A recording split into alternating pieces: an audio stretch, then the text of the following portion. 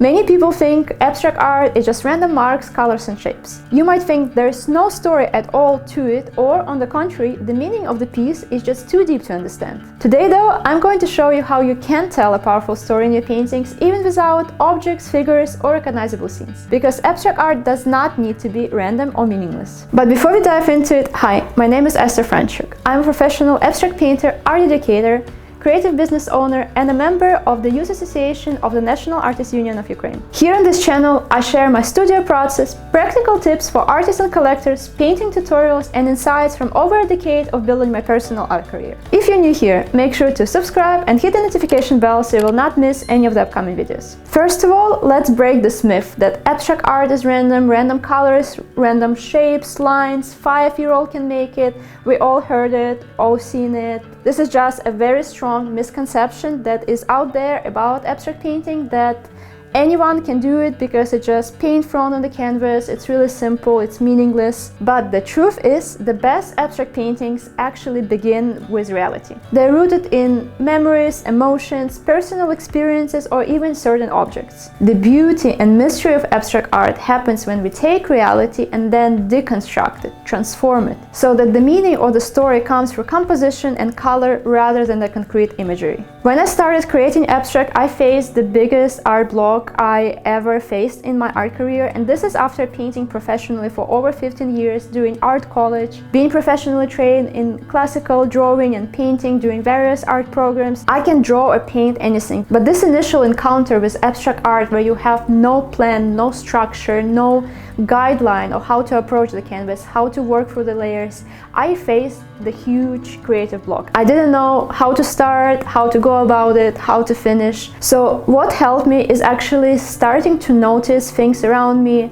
cracks on the ground, shapes of the leaves, just like really trying to gather and absorb as much inspiration from the real world and try to translate it, transform it into certain marks, certain brushstrokes, really to imitate the feeling of the imagery without creating imagery. Also just learning how other successful abstract artists of the past did it. For example, Vasily Kandinsky started with music as an inspiration, and his marks on the canvas were actual rhythm and sound translated visually. I'm not musical, but for me it was paying attention to patterns, texture and all kind of line work that I can see in the natural world. So I found out that this is actually a really good way to create an abstract painting that is not empty or random when you start from reality and transform it into abstraction. Let's say you remember a walk on the shore during the sunset, and if you would create a realistic painting, you would actually paint water, you would create a reflection of the sun hitting the surface of the water, you would create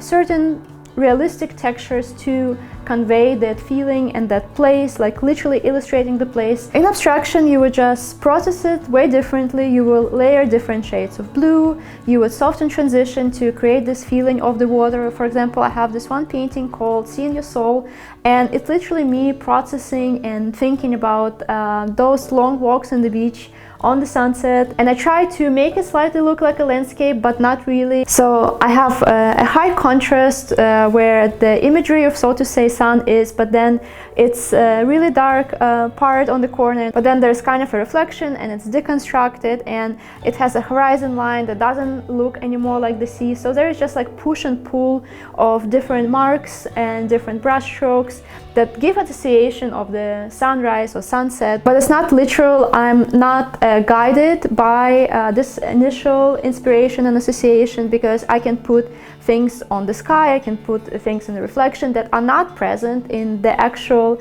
picture that I'm seeing. If we're talking about the landscape, I can really just play with the shade, play it with the marks, but this initial inspiration of the sunlight really gives me the starting point to start building on, which is really helpful. Another painting that I'm working on right now for the gallery collaboration in Belgium, I rolled on the same concept, so to say, and I also have something that looks like a sun slightly, but then the whole composition builds around just crashing waves, and I try to think what could be underwater, what could be above the water, just really taking those images from the memory, because I grew up on the sea. I'm coming from the south of Odessa, like my whole childhood was just on the beach with the waves. This is a really personal, emotional connector to me, because it's a place where I go to pray, I go to reflect, to think about my choices, decisions. I go to recharge. For some people it might be mountains, or basically any memory, any experience, everything that you feel strongly emotionally inspired, pulled towards. Like, it's a really good starting point to start creating abstract art from that feeling and that emotion. This summer I also went to the lavender fields to paint, and I actually created a whole study sketch under 1 hour, which was pretty realistic, and I was trying just to capture the essence, the feeling, the sunlight, all of the emotions, smells, bees buzzing, all of this dynamic in the air. And I sipped on lavender lemonade that they made right there. So all of these feelings and senses that I felt in the moment, I observed within the time on the lavender field, and I created something realistic, but it really kind of locked in my memory how I feel about this place, what it meant for me. And then when I was back in the studio, I had the palette from the day laying around, and I had my realistic landscape study on the side, and I started with like really trying to transform that place and experience, but really deconstruct, break, take one step further to really not think of the horizon line, not think of certain imagery, but really try to think revolutionary, so to say, about that place, and really just go with the feeling and try have my hand lead the brushstrokes, thinking of the lavender bushes, thinking about all kind of line work and dynamic that I was able to see in the natural world on the field, and just directions of the rows of lavender. There was a rainbow that appeared in the end of the day on the farm also, so like that contrast, and also just color, texture, and that translated into a full-scale abstract painting in the studio. But this initial inspiration was really important, highly valuable. It played into really identifying the composition, the color story,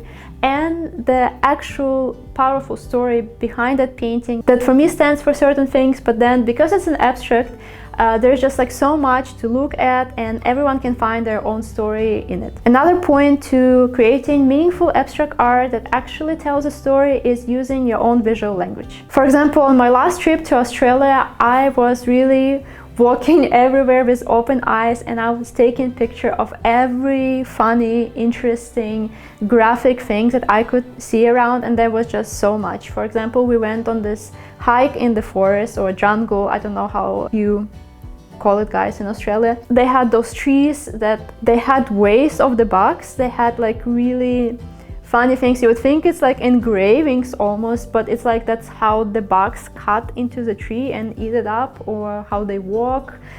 I don't know, but I think they cut it, so to say, into the trees.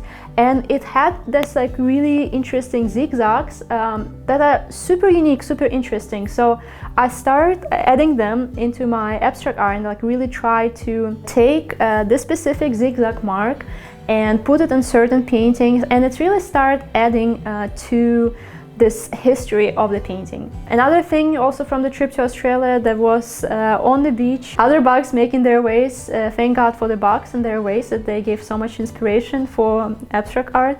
But there's anything really that could be an inspiration. For me, the bugs just really doing it. It was like almost like lots of little balls, or like a bubble wrap texture, but like on the sand, like they crawl under the sand, and then there's like this texture. So I started using this medium that looks really similar to that texture, and it just added something in the layers of my painting that is really personal and interesting, and it reminds me of certain things. And it's also the transitions in between the layers. So it was really useful, even technically, but it came from just simply observing the natural world. So basically collecting those things, really noticing certain things that you really like, that inspire you, that hold some personal meaning, then trying to imitate them as the marks, as the brush strokes, as texture, is really useful for abstract painting, and it really creates that beautiful, rich history in your work that just adds to both the meaning and the technique of your painting. Next point is actually using some supporting imagery. Sometimes it's really okay if certain traces and elements of reality sneak in. Maybe it's a collage paper of a flower or a bird or some shells, and it will really add to the whole dynamic of the painting. The key is, though, in abstract painting, the imagery is never a dictator of the composition. It's more like of a supporting actor. So the dictators, true directors of your abstract painting, gonna be the movement, the flow, composition, and color story. So basically, abstract art does not forbid completely imagery, it just really reframes it. Tiny collage fragments, silhouettes or birds or hints of leaves can appear. They're not the main actors, they're just like background music in the story. In abstract art, composition leads, not the object. Good analogy is, it's almost like poetry. One word doesn't define the poem, but adds to the whole atmosphere. So for example, I have this one painting called Praise and Quiet, and the rhythm and the composition of this piece basically directs the movement and the story of the painting. When I was creating that piece, I really wanted to feel like music, to feel like sound, like praise. So I was really emphasizing the light colors, high contrast. I used some gold leaf elements. I really wanted it to sing and to sound in a certain way, and I have imagery of the birds somewhere in between, but it's really like not leading the composition at all. It's really somewhere in the layers. It supports the idea of praise, of singing, but it doesn't directly like jumps on you like it's a painting with a bird. So it's really important in abstract painting, if you do choose to use imagery in it, that it really submits to your composition rather than directs the whole painting. Another painting that I have called Hymn of Heaven, also like really similar theme, but I used a lot of imagery of flowers on the compositional anchors around them. But if you just look at the painting from a distance, and if you squint your eyes, if you try to see it as a whole, you can also see that the composition of the piece, the flow and movement of the brushstrokes and marks, the contrast, create this push and pull of composition and the movement and dynamic of the piece. So if you remove the flowers or if you just transform them into like simplify and use just a contrasting dots of red and orange color or with purple, you would really see that it will not take away necessarily from the painting. It will just be a bit different painting. But the composition is still the one that leads the piece. If it's like literal flowers or just marks that look like them, it's going to be a supporting actor and it's not really directing the piece. Another painting I have called Secret Place, I really wanted when I was painting it to translate the feeling of the walk in the forest in the winter. So this like frosty forest, snow is around, there are some trees and bare trees and the branches. So I have a part in the painting where I actually literally painted some of the branches of the tree, but then the tree deconstructs and becomes abstract, and there is like circles and the marks, and it doesn't like looks clearly like a tree anymore. The composition kind of opens this curtain in between the viewer where everything around with higher contrast just points toward that place with a tree where it becomes something else, and the color contrast with lighter colors really create that feeling of the sunlight peeking through the bare branches. And it's really just one part of the painting that looked like a tree, but everything else, the texture, the marks, they create the feeling of the forest without illustrating it directly. And this is really up to you as an artist of how many stages of transforming and restructuring and deconstruction of the reality to go to achieve the abstract painting that feels authentic, that feels beautiful to you, that still carries a story without having like a clear traces of reality. Either you want to take 1 or 2 steps in the journey where it feels more like something, or you pushing it further and it's really achieved through composition and contrast alone. It is a really beautiful and powerful way to create abstract paintings that are based in memory, based on emotion, carry strong personal meaning and storytelling without illustrating it directly. And this is why abstract art is the highest form, why it's so attractive to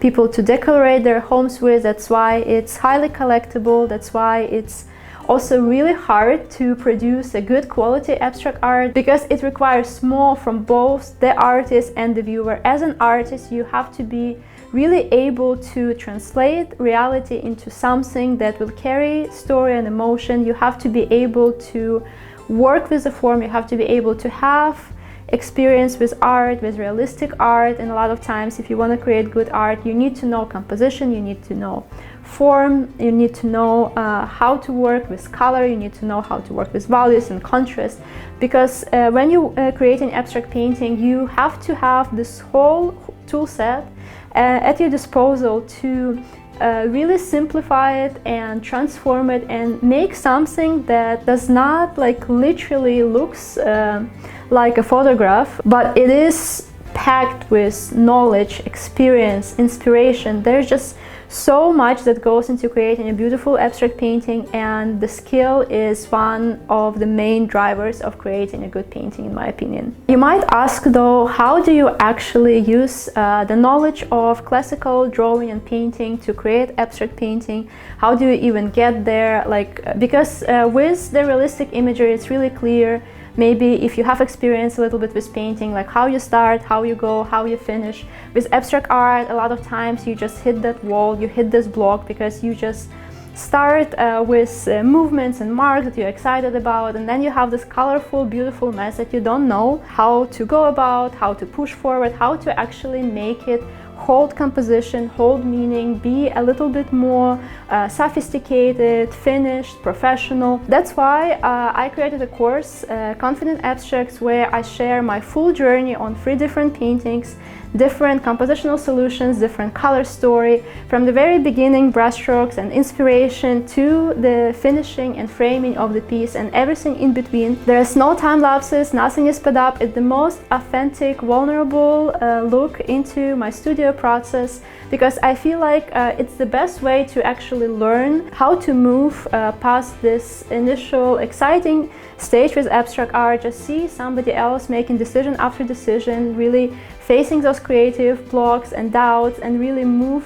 through the stages of the painting towards completion. Another exciting news about the course that it used to be 18 compositional solutions, and now we just published a big update, so now we get 30 compositional frameworks that are ready to use in your own abstract process. Those comes from observing and reframing composition in the classical art, in the landscape and figurative, to really adopt it to create a really powerful backbone for your abstract painting, really good solid structure that will make your painting hold together and build on strong foundation. One of the full painting processes actually built on exactly that concept that we talked about today, and it is literally taking something from the reality. It's a picture I took on my trip to Australia, and really withdrawing the color story, withdrawing composition, and building on top of it to create a painting that feels like something but is still a sophisticated, full-on abstract. There's also daily compositional exercise that will help you to train your eye, multiple exercises on how to build a sophisticated, successful color story for your abstract painting, and so much more. So if you're interested in learning more, make sure to check the link in the description box down below, where you can find all of the information about the course. So as you can see, there's a lot that goes into it, and this is why abstract art is so powerful, because it does require a lot more from you as an artist, and it also requires a lot more from the viewer. Because as an artist, you must process reality, reinterpret, and then retell it in a completely new language. And as a viewer, you need to slow down, you need to interpret, you need to feel for yourself, you need to connect it to your own memories and experiences. Abstract art is not a lecture, it's a dialogue between painter and the audience, and that's why abstract art can so deeply move people without even them knowing why. If you found this video helpful and you want to go deeper into abstract composition and storytelling, make sure to check out my course link below. Also, as always, let me know in the comment section if you were able to learn something new today, and if you like this video, make sure to give it a thumbs up and subscribe to the channel so you will not miss any of the coming ones. Thank you so much for watching, and I will see you in the next one.